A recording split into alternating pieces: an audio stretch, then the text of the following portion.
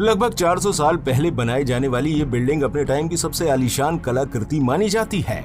आज ये दुनिया का 7वां अजूबा कहलाता है। जी हाँ, हम बात कर रहे हैं आगरा के खूबसूरत और अपने अंदर दबाए हुए मिस्ट्री से भरा ताजमहल की। इस खूबसूरत मकबरे को बनाने के लिए 20,000 मजदूरों ने दिन रात अपना खून पसीना बहाया और जी जान से मेहनत की और 22 साल में इसको कंप्लीट किया गया। अगर हम इस संगमरमर के पत्थरों से बने हुए मकबरे की कॉस्ट की बात करें तो ये 7,500 करोड़ से भी ज्यादा है, क्योंकि इसमें मुगल इंजीनियर्स ने अपनी कई ऐसी कला इसमें दिखाई है जिसकी आज भी बड़े बड़े इंजीनियर तारीफ करते हैं। दोस्तों, इस बिल्डिंग को ऐसे तैयार किया गया था कि इसको पीछे वाले गेट से देखने से ये बहुत बड़ी दिखती थी, लेकिन जैसे ही मेन गेट की तरफ आगे बढ़ा जाता है तो ऑटोमेटिकली इसका साइज छोटा हो जाता है।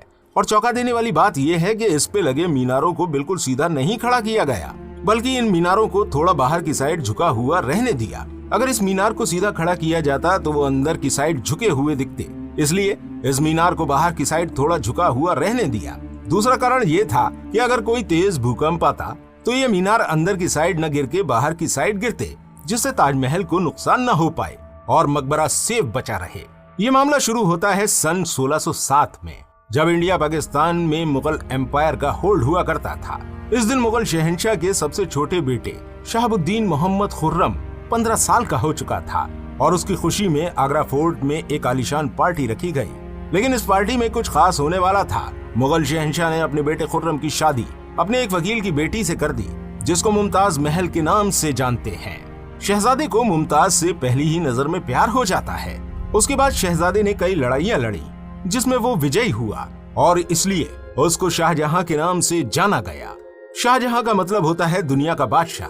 1628 में शाहजहां बाप की मौत के बाद शहंशाह की गद्दी संभालता है। गद्दी संभाले हुए अभी 1 साल ही हुआ था, तब शहंशाह को दुश्मनों का सामना करना पड़ा। अगले 2 साल तक लड़ाई चलती रही। इस जंग में शहंशाह को अच्छी जीत हासिल हुई, लेकिन शहंशाह इस जीत का जश्न मनाते तब तक उसको एक समाचार सुनना पड़ा। मुमताज अपने चौथे बेटे को जन्म दे रही थी। तब उसकी हालत खराब हो गई और 17 जून 1631 को उसकी मृत्यु हो गई। शाहजहां बुरी तरह से शोक में डूब गए और अगले 8 दिन तक उसने कुछ नहीं खाया। जो मुमताज की आखिरी इच्छा थी कि उसकी कब्र दुनिया की सबसे खूबसूरत कब्र बनाई जाए।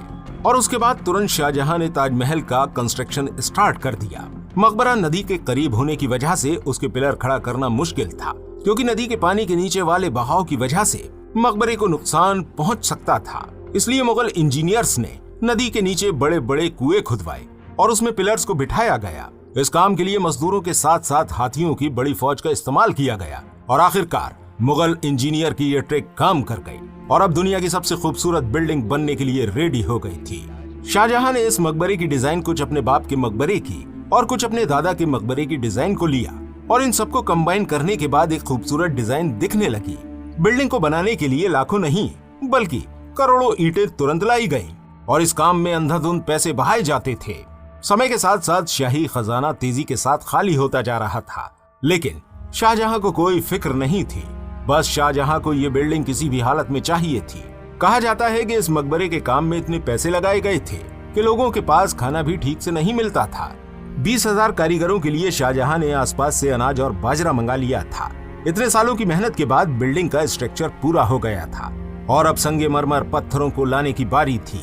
ये संगमरमर के पत्थरों को आगरा से 400 किलोमीटर दूर राजस्थान से लाया जाता था, क्योंकि यहाँ का मार्बल दुनिया का फाइनेस्ट मार्बल माना जाता था। शाहजहां ने इस पूरे मार्बल को रिजर्व कर लिया था और जब तक इस ताजमहल का काम पूरा नहीं हो जाता तब तक इसको खरीदने की इजाजत किसी को भी नहीं थी। 1000 हाथियों की मदद से लाखों मार्बल को राजस्थान से लाया गया। ताजमहल की फिनिशिंग के लिए उसे परचीन कलाकारी से कंप्लीट किया जाना था। परचीन एक ऐसी कलाकारी का नाम है जो मार्बल के पत्थरों को कुतर के उसके अंदर ये पत्थर लगाया जाता था। मार्बल को बड़ी बारीकी से काटकर उसके अंदर इस कीमती पत्थरों को ग्लू की मदद से चिपकाया जाता था। ताजमहल पर इस्तेमाल होने वाला ग्लू कोई आम ग्लू नहीं था। काफी रिसर्च के बाद पता चला कि ये ग्लू शीरा, लेमन जूस और संगमरमर के पाउडर को मिलाने से बनी है। वही सेम टाइप की ग्लू आज भी ताजमहल के रेनोवेशन में इस्तेमाल होती है।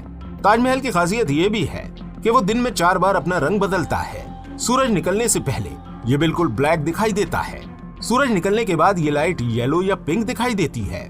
दोपहर को ये बिल्कुल एक हीरे की तरह चमकता है और सनसेट के टाइम पर ये मकबरा गोल्डन दिखाई देता है। 22 साल के बाद सन 1654 में ताजमहल का काम कंप्लीट हुआ। शाहजहां ने अपनी पसंदीदा बीवी मुमताज महल के नाम पर इसका नाम ताजमहल रख दिया। लेकिन एक मोड़ ये आता है कि सन 1658 में अपने ही पुत्र ने शाहजहां को सत्ता पलटकर शाहजहां को बंदी बना लिया और खुद गद्दी पर बैठ गया और शाहजहां को आगरा फोर्ट में बंद कर दिया। और एक फैसिलिटी सिर्फ शाहजहां को दी गई, वो ये थी कि उसकी खिड़की से वो ताजमहल दिखता था। और 8 साल कैद में रहने के बाद 74 की एज में वो इस दुनिया से अलविदा कह गया और उसको भी ताजमहल में दफन कर दिया गया। दोस्तों, इसी के साथ हमारा वीडियो यहाँ पर समाप्त होता है। दोस्तों, वीडियो अच्छा लगा हो तो वीडियो को लाइक, शेयर और हमारे चैनल को सब्सक्राइब जरूर कर दीजिएगा। धन्यवाद।